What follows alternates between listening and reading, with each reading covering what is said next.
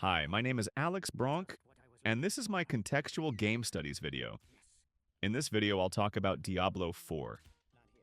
Diablo 4 was released on June 5th, with early access starting on June 1st, 2023. There were 2 open beta tests in the spring same year. Diablo 4 is an ARPG game with a linear story divided in 6 acts, in addition to a prologue and an epilogue. So the full breakdown is Prologue, Wandering. Act 1, A Cold and Iron Faith. Act 2, The Knife Twists Again. Act 3, The Making of Monsters. Act 4, A Gathering Storm. Act 5, Secrets Bartered, Fates Sold. Act 6, Dance of the Makers. Epilogue, From the Wound. Spilled, the base game has 5 classes plus the 6th class from the expansion pack, Vessel of Hatred, which was released in 2024. The Barbarian, which appears in Diablo 2 and Diablo 3, has the ability to switch between weapons while in combat. The Sorcerer, returning from the first game, and Diablo 2, is an elemental mage-type character wielding fire, ice, and lightning magic. The Druid, returning from Diablo 2, can shapeshift between human, werewolf, and werebear forms, and possesses earthen and storm magic. The Rogue, returning from the first game, is a quick-moving combatant that alternates between bladed melee or ranged combat with a bow. The Necromancer, also my favorite, returning from Diablo 2 and Diablo 3, utilizes dark magic for summoning and attacks. And the Spiritborn, an entirely new class, calls upon the unique strengths of 4 Spirit Guardians, the Centipede, Eagle, Gorilla, and Jaguar. Diablo 4 is designed with a seasonal model, meaning new content, mechanics, and balance changes are introduced regularly. Each season typically lasts about 3 months. Diablo 4 seasons each introduce a new theme, questline, mechanics, and often a new form of borrowed power that reshapes gameplay for that season. Here's a short preview of each season that has been released or is planned. Season 1, Season of the Malignant, July 2023 to October 2023. Theme, a new corruption, the Malignants, spread across Sanctuary, infecting enemies and creating malignant hearts. Mechanics, players could collect these malignant hearts from special enemies and socket them into their gear for powerful, build-altering bonuses. A new questline with Cormund helped investigate and combat this corruption. Highlights, introduce the concept of seasonal mechanics and a new boss, Varshan the Consumed. Season 2, Season of Blood, October 2023 to January 2024. Theme, a vampiric threat emerged, led by the formidable Lord Zir. Players partnered with the vampire hunter Eris, voiced by Gemma Chan. Mechanics, introduced vampiric powers that players could unlock and upgrade, offering unique abilities to combat the vampiric hordes. New Blood Harvest events provided ways to earn these powers. Highlights, significant quality of life improvements including faster XP gain, expanded stash tabs, and improvements to Nightmare Dungeons and the endgame boss ladder.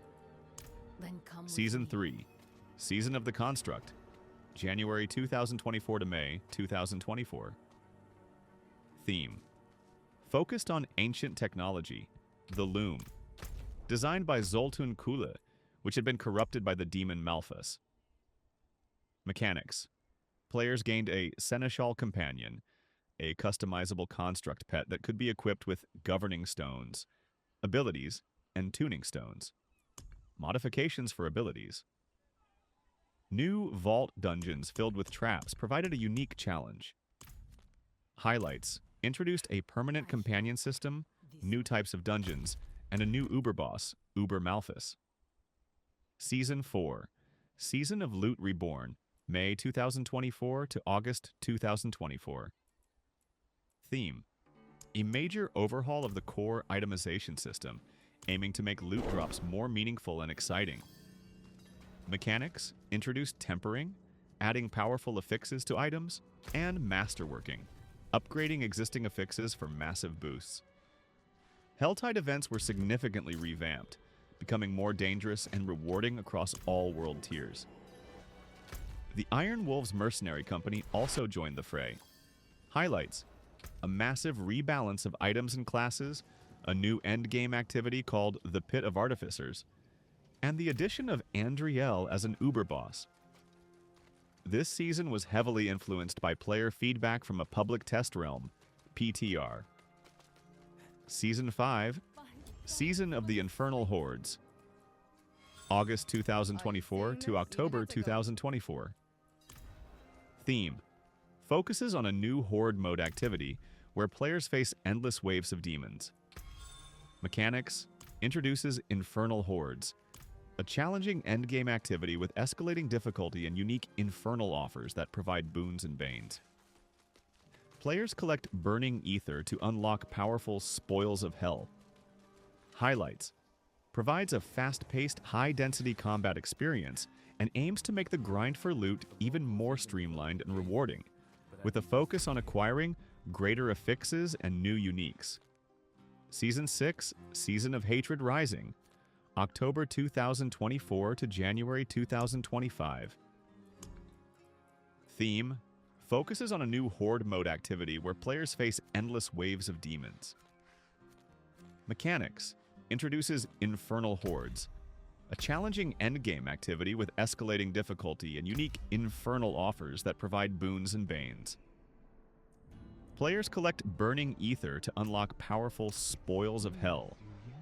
Highlights: provides a fast-paced, high-density combat experience and aims to make the grind for loot even more streamlined and rewarding, with a focus on acquiring greater affixes and new uniques. Season 6, Season of Hatred Rising, October 2024 to January 2025. Theme: ties in with the release of the Vessel of Hatred expansion, focusing on new threats rising in Sanctuary. Mechanics: introduces Realm Walkers, massive portal-carrying demons that appear in the open world, leading to Seething Realm dungeons with unique treasures and Seething Opal potions. Major core system changes including a level cap adjustment to 60, with Paragon points earned post 60, and significant stat squishing. Highlights: the debut of the new Spiritborn class with the expansion, return of mercenary companions, and a fresh runeword system.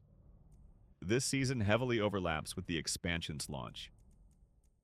Season 7, Season of Witchcraft, January 2025 to April 2025.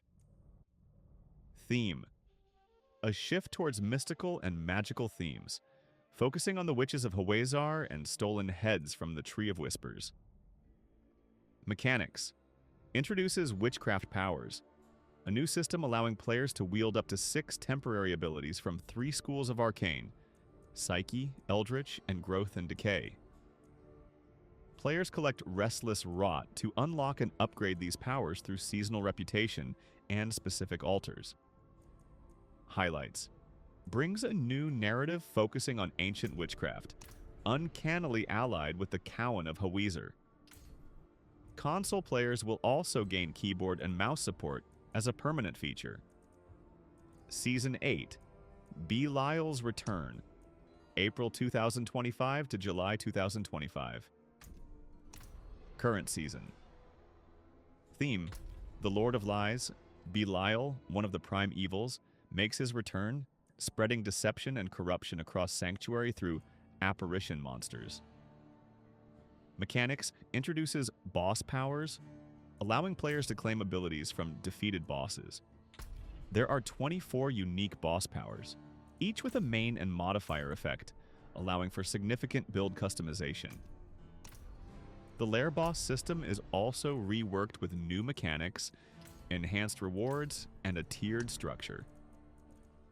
Highlights: a new storyline focused on uncovering Belial's lies, a revamped boss ladder with more direct access, and the introduction of new Lair boss keys and Stygian stones for improved boss farming. In Diablo 4, character progression is divided into 2 main interconnected systems: skills and the past Paragon board. Both are crucial for customizing your build and increasing your character's power. Skills, levels 1 to 50. The skill tree is where you invest skill points earned primarily from leveling up and completing renown objectives. How you get skill points. You gain 1 skill point for each level up from level 1 to level 50. You can also earn an additional 10 skill points when reaching renown tiers. In each of the 5 regions of Sanctuary, 2 points per region for a total of 10. This means a fully maxed character will have 58 skill points to allocate, 48 from levels plus 10 from renown. Skill. Tree structure. The skill tree is divided into several clusters, each unlocking as you invest in points. Active skills. Squares. These are the abilities you can place on your action bar, up to 6 at a time. You can invest up to 5 points into an active skill, increasing its potency. Skill upgrades. Diamonds.